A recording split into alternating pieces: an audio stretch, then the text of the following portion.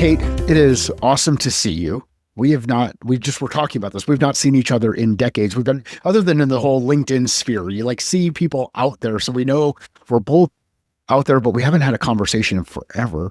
We had a chance. We've worked at a couple of companies together. So it's been fun meeting you though. How are you doing? I'm doing great. Can't complain. Well, good. Well, and if you complained, I don't know that anybody'd listen. Man, it's so true. So true. It's like everybody's so into their own complaints. They're like, you don't have time for somebody else's complaints. Dead straight. Dead straight. So one of the things we were talking, and Kate and I have been talking now for about 15 minutes. If we didn't hit record, we wouldn't have a podcast. So we said, let's just go. Kate actually said, she's like, hey, you want to just hit record? So here we are. You were just talking about the tension between like what happens at this intersection between business and HR. And let's go ahead and just go right into the deep end and the thick, dirty stuff. Why do people in business have issues with HR? Why is there a conflict between between the people who are operating the business and the HR professionals that are working on doing what they do inside the business? Well, and I think it's, I think there's a real challenge when it comes to when we talk about HR, because HR is really that it's morphed. Because in the last 10 years, HR had one role. It was to attract and retain employees, because it was such a,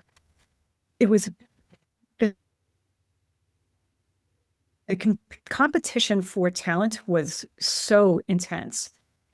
And keep in mind, I don't work with big companies. My client base is sub 50 million.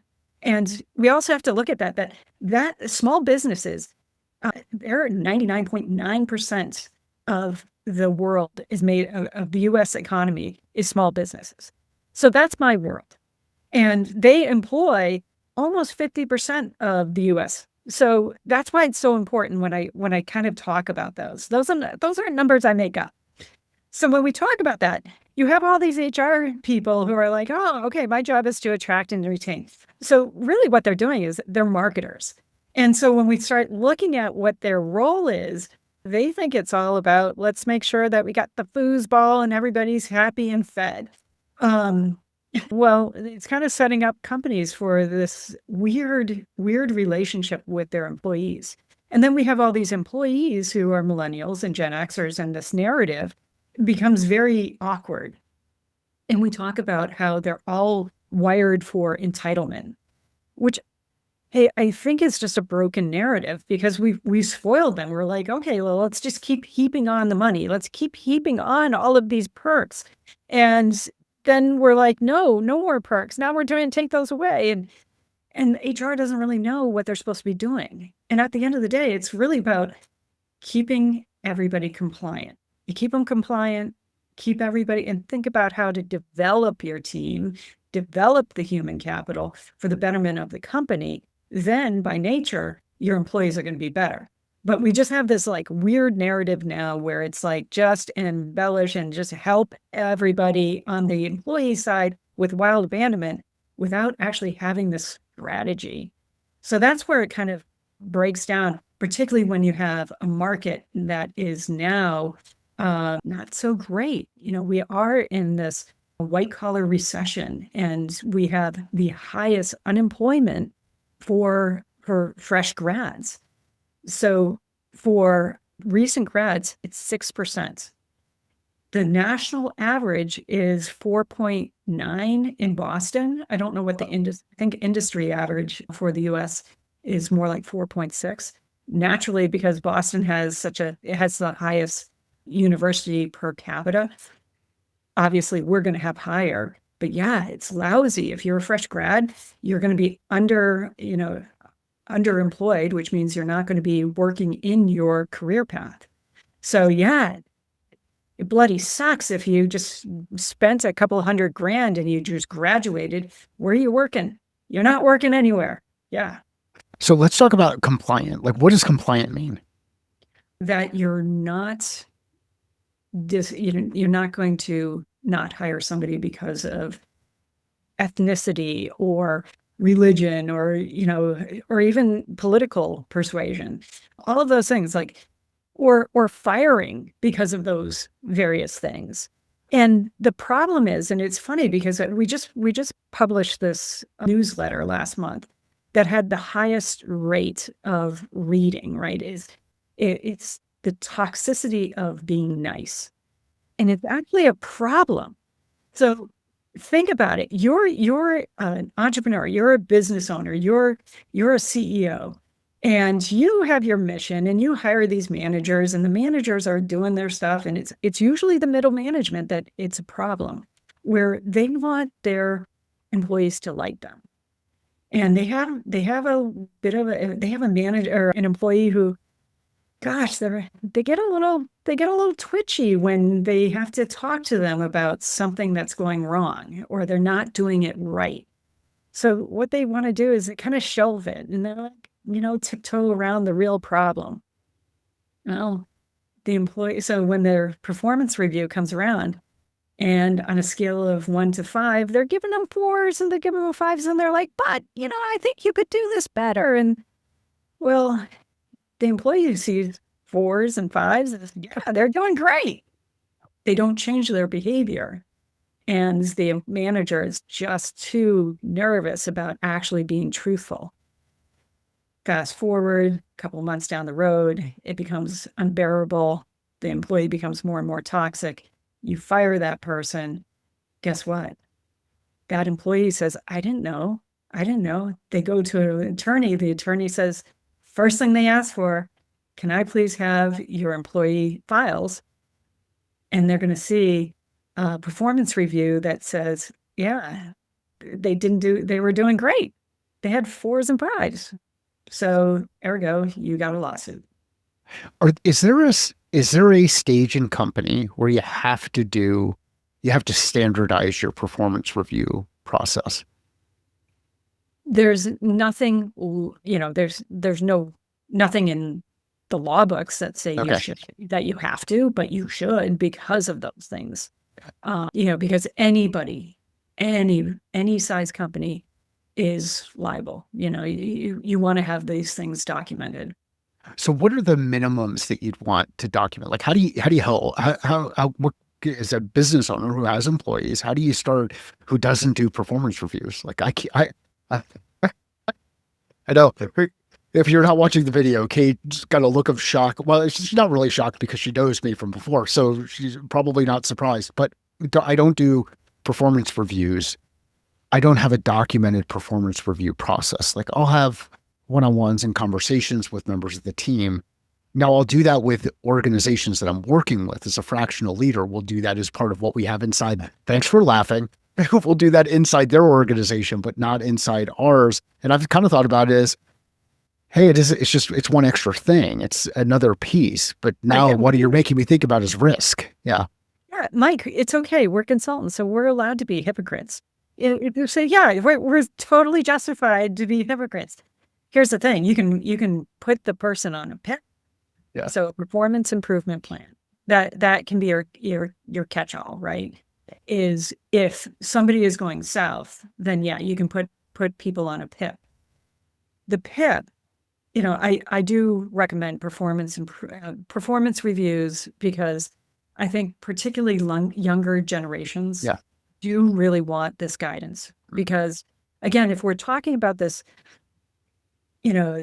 participatory trophy culture, if they lacked more of that direct communication. So they're actually always asking, like, hey, how am I doing? Can you just tell me how I'm doing? If you're like me, and I think you're a little bit like this too, Mike, is like, we just don't mix words. When you're doing well, if you're not in good standing with us, right? Yeah. But I think for a lot of people who may be a little bit grayer in their communication styles, that's when it's probably a really good idea to just be like, okay, I need to set this communication standard into practice. If that is too labor intensive, then you better be ready with a PIP. So those performance improvement plans. The other thing though is, unless you have core values, like, okay, so And core values are all muddled because, again, core values, people started screwing the shit out of these because they were like, oh, let's feed it to HR, and HR are going to, figure out our core values. And what did HR do? Well, they ran out and they were like, what sounds cute and fun, because we want to attract employees. So it became marketing fodder. And I love this story, and I actually put it in my book, that somebody had like work-life balance as a core value. That's not a core value. That's a want. That's a desire. That's an aspiration to have work-life balance. But here's the thing. When that business owner that I was coaching at the time suddenly had a deadline with a client, she was really screwed, because guess what? Her employee had to leave at 3 to go pick up her daughter. So she was like, oh my God, we have to have this done by the next morning. So she thought her employee was going to go get her daughter and then log off and then come back after dinner or something, fix it up. 9 a.m. the next morning, project was not done. Why? Because hello, work-life balance. Right. And she can't even say anything. Yeah. Core values. A core value isn't a value unless you can say you'll be fired if you don't live up to it. So everybody check your core value and say, can I fire somebody if they aren't adhering to it? This is one that I think we could go pretty deep on, because some of those values, it's like, what do you do with them? Like, again, the whole work-life balance. How do you make a choice on what you're going to do with it? How do you operate in the field? So is the challenge with core values that we have today really driven by that whole idea of putting it in front of HR, having it be a marketing thing, a beacon that starts attracting people, and not necessarily, and maybe is there an opportunity for us to move back to things like operating principles instead of core values in the way that we operate inside our business? Well, I think operating principles and core values are synonymous. Okay. They don't mean anything different. Okay. Because a core value is a principle. Yep. I think they just got watered down because everybody was like, oh, let's talk about core values. Isn't this fun? And then like all these CEOs were like, oh, this sounds cute and fun. But when you come at it and you're like, no. So I play it out as, let's take this as edict. Okay. So you take your core values, yep, you make them into an edict. Okay. Your edict is, it's now a non-negotiable. Yep. When you get it to a non-negotiable and you have every single person on your team operating under this edict, you have this beautiful thing that happens. It becomes your ethos. And your ethos, then all of a sudden you have instant harmony within your culture. That's culture. And that is what people are looking to subscribe to. And it blows my mind, because when I walk into clients and I ask them what their culture is, and they're like, they kind of bumble their way through it. I'm like, you don't have any stupid culture. You guys are like making it up on the fly. Yeah. And that's that. It's too nebulous. Yeah. Like if you talk to my team, they're so dialed in on those core values and they take like such pride in it. Cool. You can feel what the culture is because it's now an ethos. And here's the most important thing. When you start talking to people about the younger generations, I hate talking about younger generations because I think we look for this when we talk about any sort of age group, is we want to subscribe to a set of norms. Mm. So when we think about religions and cults and all of these things, is we want to go where we're going to feel comfortable. And you mentioned your dog, right? So you're a dog lover. Dogs, when you go to a dog park, you'll watch dogs interact, and you'll see it, the ones that like to play together, they actually kind of have the same sort of communication style. So boxers, boxers the reason why they came up with the breed name boxer is they actually play like kind of punching each other with their front paw. Yeah. German shepherds, they'll chase each other. Same thing with labs, they'll be playing with in the water and stuff. Those are norms. Yeah. And so we're looking at people the same way. Is if you bring out this ethos, then you have this set of norms and people know how to behave within them. And that's when you get this sense of security. That's how important cultures are to people and to your workplace culture. I don't know how you can hire effectively if you don't know what your culture is.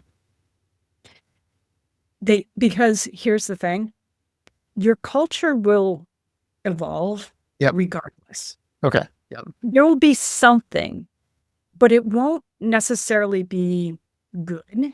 It will be, it'll be kind of nebulous. Yeah. So you can't really hire into it, and you'll have people that will come and it'll feel awkward. It won't feel quite right.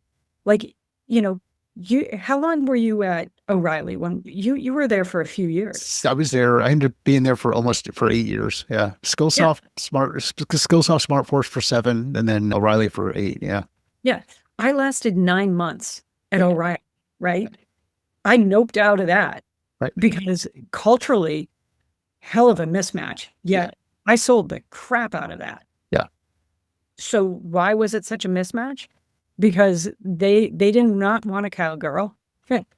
And that's who I am. Yeah. Weird. I'm an entrepreneur. So that's, but if I go into a culture where entrepreneurship is rewarded, then I thrive. I do really, really.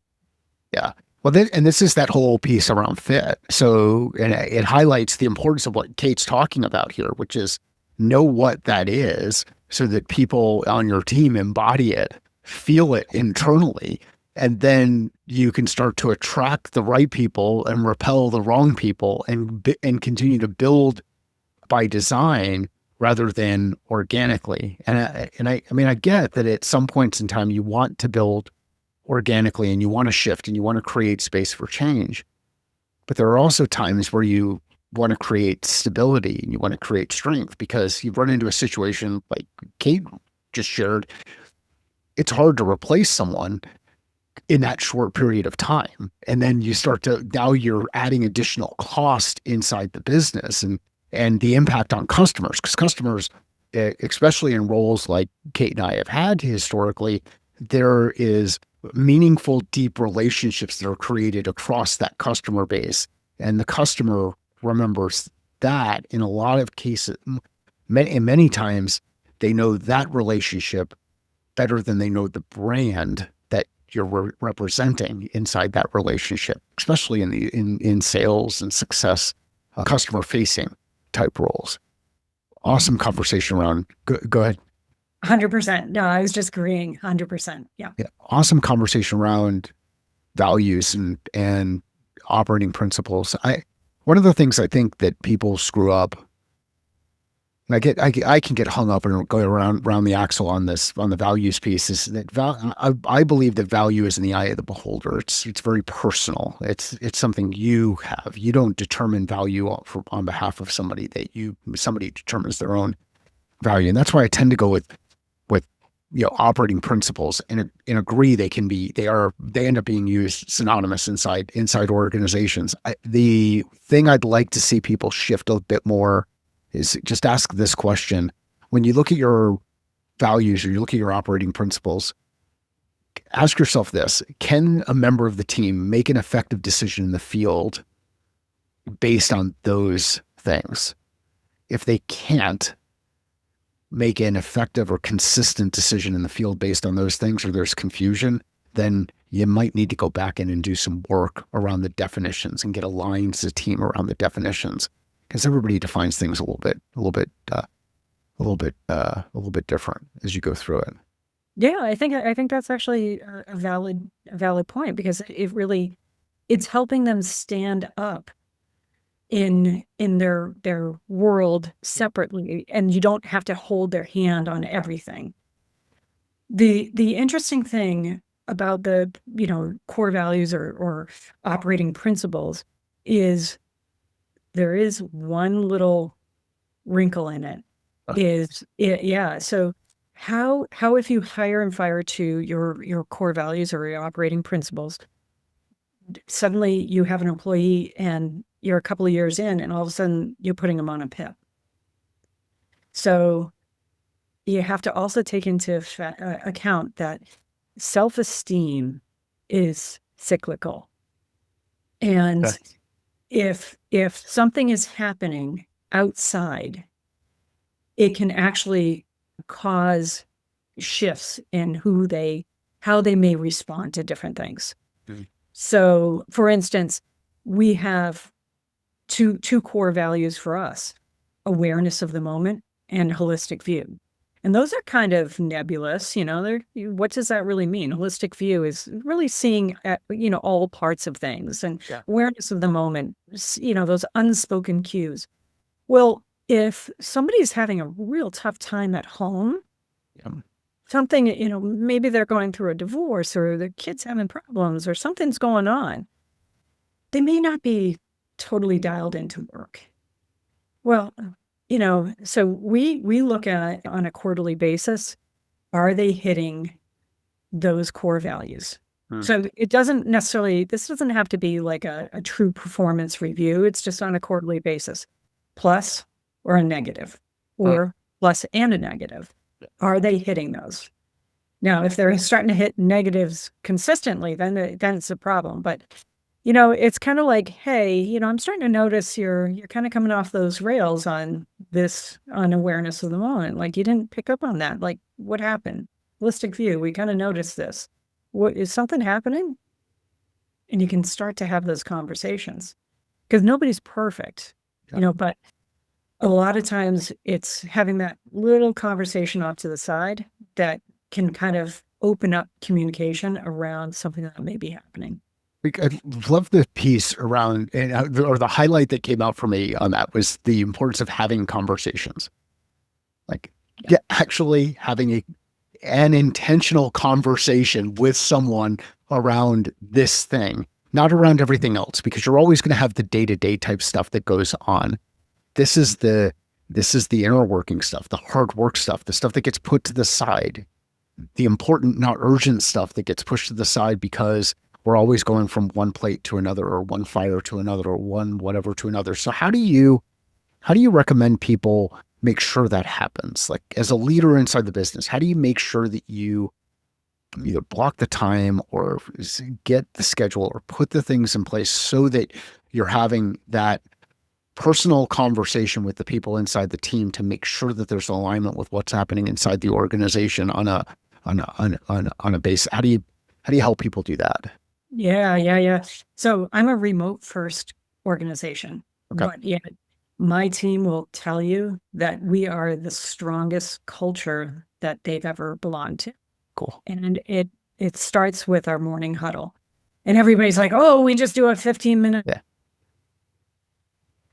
huddle. I'm like, no, we have a 30-minute huddle, which seems long to a lot of people. But I'm like, this is our water cooler. This is the one time, because we work very independently because we have our own clients that we're managing and overseeing and all of that. And we're super senior folks. But we need to have this relationship. So that's the first thing. I keep them on for the full 30 minutes. okay, But the first thing I ask them is, give me your word of the day. okay. And I started this isn't something I developed. I learned this from the entrepreneurs organization that I belong to. It's abbreviated to EO, but basically in Forum, you ask, what's your word of the day? And it actually tells you where their mindset is. And that's so important because some of them will be like dialed in, or they'll have some sort of work related word, or they may come in with something totally unrelated. It could be something, personal. But I need to know that. Where is their head? Is it home? Is it, is it at work? Is it with their family? Because when we're not, we're not operating in a vacuum. Right. Home, work, social, health. Those are all of our aspects to our worlds. And we carry over from those different aspects into these other buckets. I wish I could operate in a vacuum. I wouldn't be such a basket case half the time, but we're sentient beings. We have all these different fields that we're bringing in. So if we're a little aware of where things are and we can kind of just open it up and be transparent, I think that's an important thing. Is it fair? Like, does your team see you change over time? And what I mean there, I think I heard you say yes. And what I mean there is more about like hey, sometimes I'm balancing more toward the health side of things or away from the social side of things or more into the whatever side of things. They see that from you in those huddles. Yes, yes. And explicitly because I just had a health issue. For 2 years, I was struggling with significant wacky health thing where I actually had to get have a parathyroidectomy. Didn't know what was wrong with me, but I was just off. Yeah. And, God bless my team. I mean, they were amazing, but now it's, my team, we're just an open group. That's who I am, and that's what I expect from my team. So my team's really open. If you can have everything about my organization is open. I even keep open books. Cool. And where we are, our profitability, where we stand, because how can they just come to work and not know? If they're subscribed to working hard for this mission and vision that we have, I'm not going to keep that secret, including me. So they know everything I'm working on. And do they start to get more comfortable sharing the things they're working on as a result? I believe so. Yeah. I mean, yeah, they're super open. And how can you be, sheltering in place when, when the person next to you is, virtually next to you, Yeah. is opening up? Yeah. Because you start to relate. You just have these open conversations. As you think about all of the different technology and the stressors that come on, whether it's noise from social media or noise relative to what's changing in the market, the thing that continues to become more and more clear for me is it's the human connection aspect that keeps us all moving forward. It's whether it's in a virtual environment like this where we can see we can see nonverbal, or it's in person where we're shaking hands. We know that it's us in the conversation. It's not something else. And there's this human connection that I think is going to continue to be there. The value associated with that is going to continue to increase more and more as people start to feel disconnected. And that's why I'm really excited to hear you talk about the culture aspects and the fit aspects and the way that you engage with the team and keep that open communication throughout. Yeah, you have to. You just have to. So one of the other chapters, and the reason why we're talking, and the reason why Kate and I reconnected was her book launch. I was like, book launch? Cool. You got to come on the podcast if you're interested in doing it. She said yes, and here we are. There's a chapter around solopreneurship to entrepreneurship. Yes. What's that transition look like? Let's talk about that. Yeah, well, it's really fascinating. So there is an incredible amount of people, and we started seeing this back, particularly, so October of 2022, we saw a huge amount of people leaving, like big tech, for instance, and a lot of them were escaping and switching over to fractional roles. And so they were leaving to do solopreneurship. And I think it's kind of silly because I used to just call myself a contractor, right? And, I kind of, again, I kind of make fun of people when they say they're solopreneurs because, God damn it, how can you be an entrepreneur if it's just you? What makes people an entrepreneur is really the fact that you employ people. There are, on average, 4.7 million companies that go on to be incorporated in the US every year on average. Wow. Yeah, 4.7 million.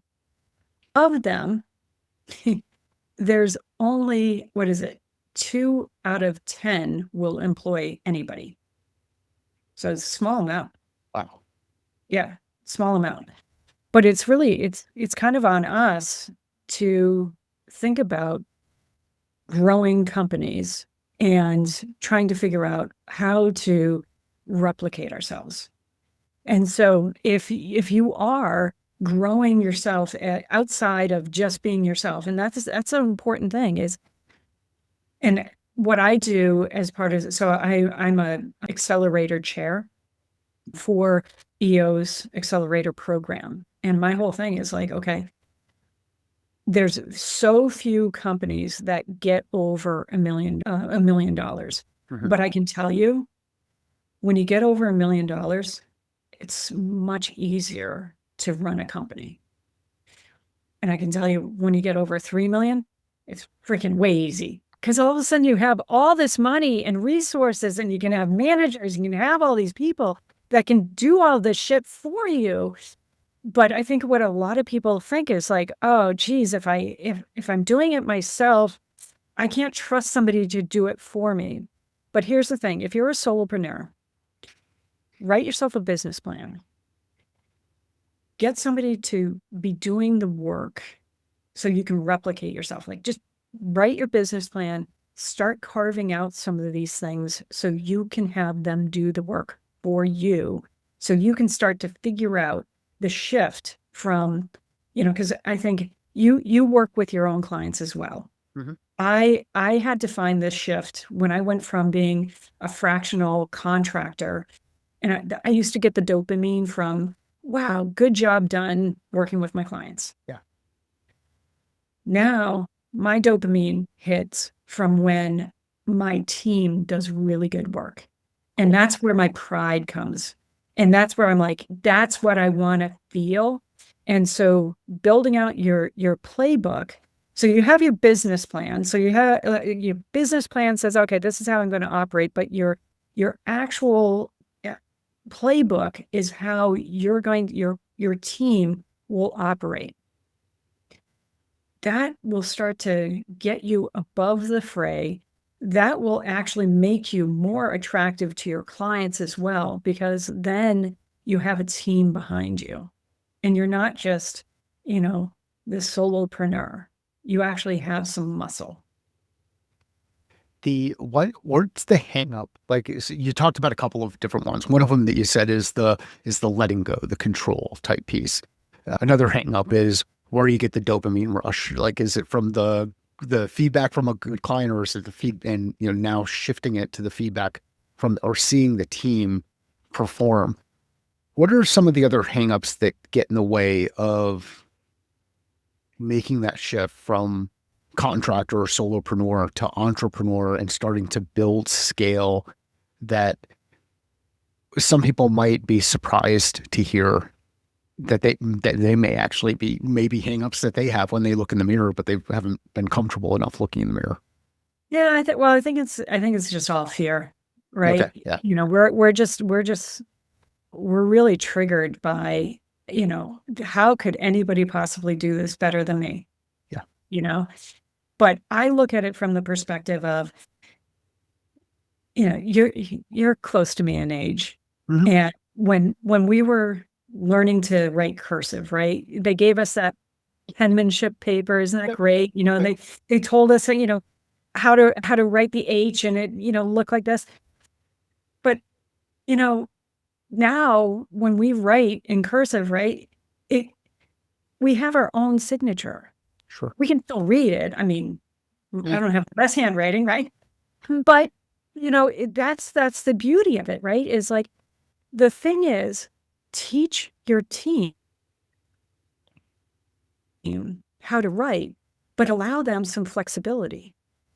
So most of the time when I see is, particularly like in professional services, people, like, as they start to come out, they're like, oh my God, my first employee, they're like so controlling. It's like, oh, you need to ease off. Give them the reins, give them a little flex, because they're going to start to add their own spin, and they're going to actually probably improve what you've already given them. And it's a beautiful thing. Let them go. And they're going to pay it back in spades to you? It is, we, with our business, grew up to 18 employees at one point, and then now have two. So there's been this expansion really quickly, and then this retraction, and then it's just kind of staying and stabilized at this rate. And I think it's one of those things I struggle with, is figuring out, what do we want to take on? Where do we want to scale? What do we want to test? And how much risk do we want to take on by bringing other people in? Because every time you bring somebody in, you're now committed to them and their family and the people that are around them in their community. So there are those kind of things. And that's the big juggle on that I have on my side, which is, does growing headcount reduce the ability to test and my personal comfort with taking risks? And so that's my personal story around on some of those challenges. You know what? It's so relatable, Mike, because I look at it like, essentially I'm on my third time restarting BostonHCP, because when COVID hit, I had 22 employees. Wow. By the end of summer, I dropped down to 4.5. Felt really bad cutting that one person in half. It was messy. We got through it. We sewed them back up. No, I'm just kidding. But quickly, so that was August. By November, we started to rebuild. Cool. So I think it was by, June, we were back to 12 or 10 people and felt really good. October, then we started down again. And right now, I had to rethink my business. So you're actually at a good time, because what I did was I said, okay, I'm going to diversify. And we started to do more HR instead of just talent acquisition. Mm-hmm. And so it helped me feel like, okay, I can expand my business, because where my dopamine is being creative. Entrepreneurship is super important to me. Entrepreneurship for me is creativity. And so I said, okay, let's figure out this. And then I did distract myself by writing a book. And that helped. And that gives me the fuel. And I think for you, it's probably that piece right now is find your mojo with whatever's going to inspire you. And that's going to be the catalyst for you then saying, yeah, I got the gumption to grow again. And that's really where I'm at right now. And that's why we're going to hire 2 more people. Very cool. Yeah.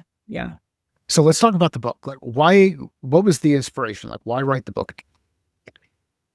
So my entire family's published. And so the joke was I was going to have to put out a pop-up book on, but That's awesome. My business, yeah.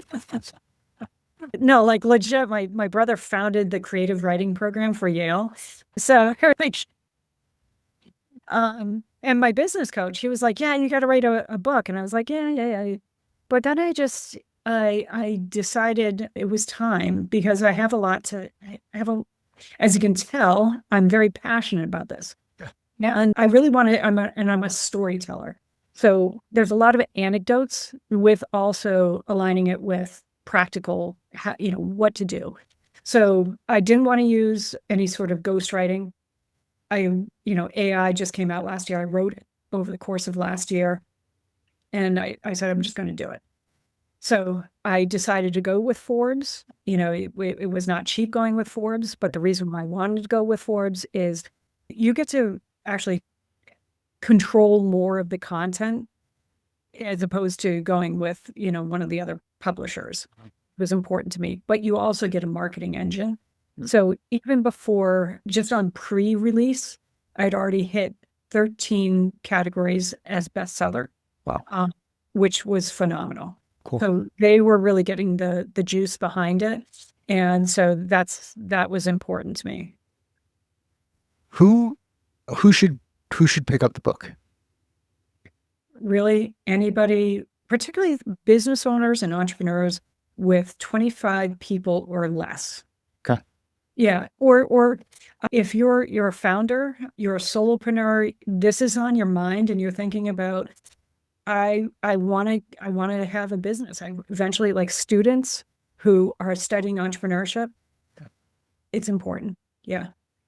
What what's the why should I hand the book out to people? Like when I'm at an event and I'm running into someone who is either thinking about starting the business, was like me back in 2015, well, everything before 2015, where I didn't have the guts to do it. Like I just didn't know. I needed help. And that's where Mike and I started this thing. And when, you know, what should I be looking for in someone where I'm like, ooh, you've got to read Kate's book because the time is now. Like, what's the thing that I should be looking for in them? Yeah. Anybody that has or wants to have people. Yeah. So I was very fortunate. So Paul English, he's a longtime client of mine. He's the founder of Kayak, amongst other companies. He wrote my foreword, and he starts it off, and he's like, "Listen, the first 5 people you hire sets the tone for the next 50. The next 50 sets the tone for the next 500." Yeah. And that's really it. Like if you don't get it right from the beginning, you're doing a number on yourself. So get it right in the beginning. It just helps set yourself up for success because your competitive advantage rests in your people 100%. Yeah. This is like a big Kateism for me is, everybody says they stole my idea. Nobody says they stole my execution. Execution rests with your people. So get that right. And you're going to be head and shoulders above your competition. Yeah. It's awesome. Well, congratulations on writing the book. Thanks for taking some time to chat through things. Where do you want to send people so they can find out more about you and what you're working on? Absolutely. Absolutely. So I can certainly send you to my link stage. I think that's the name of it, but www.kmorganhcp.com is my website. So I can send that, and you can get the book at amazon.com. So we'll include links in the show notes. If you know somebody who would find this conversation valuable, please share it with them.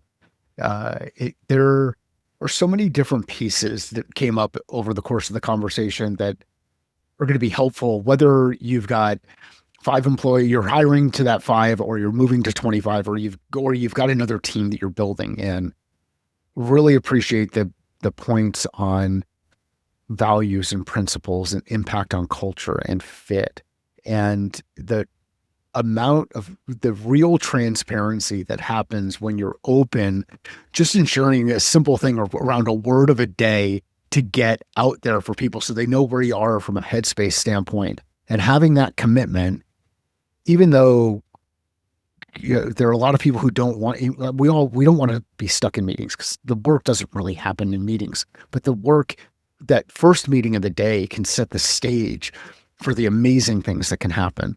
Kate, I really appreciate the conversation. If you know anybody who would find value in this, please share it with them. The shares help.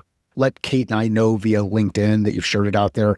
If you're looking to find your catalyst, you can find your catalyst at findmycatalyst.com.